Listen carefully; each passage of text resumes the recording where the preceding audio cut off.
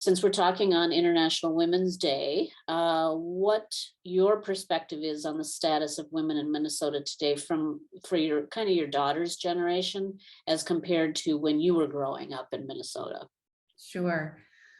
Well, I think about, where, I think we talked a little bit about this, but it bears repeating. Like, I am very clear where I come from, right? And I come from a long line of badass women.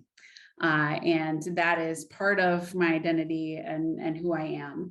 My grandma was very involved in the DFL party before it was polite for women to be engaged and involved in politics. But that's just what she did and how she showed up for her family and for her community. And my mom, she would take me with her every time, we would go to the voting booth and hoist me up on her hip. But at the same time, we're in this moment now where for my daughter, her entire world is different than really from, how I grew up. Clearly, I think she still has some women around her who are leaders and who are, demonstrating to her what it looks like to care for your community. But the way that she sees leadership and the way that she sees women and what is possible for her is totally different than anything that I could even imagine. Right. I grew up in the community of St. Louis Park. I was one of a handful of Native kids in my school. I never saw, a teacher who looked like me. Certainly the curriculum was not reflective of the full story of Minnesota and Minnesota before Minnesota was Minnesota.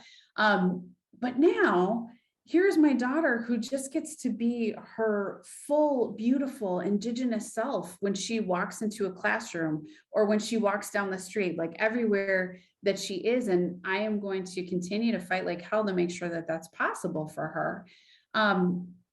In this moment, it's simply her normal that her mom is the lieutenant governor and that Auntie Jamie Becker Finn is the chair of the Judiciary Committee, and that Auntie Deb is on Zoom calls with mommy, and she's the Secretary of the Interior, right? Or that, Auntie Rena or Miss Rena is the chair of Ways and Means.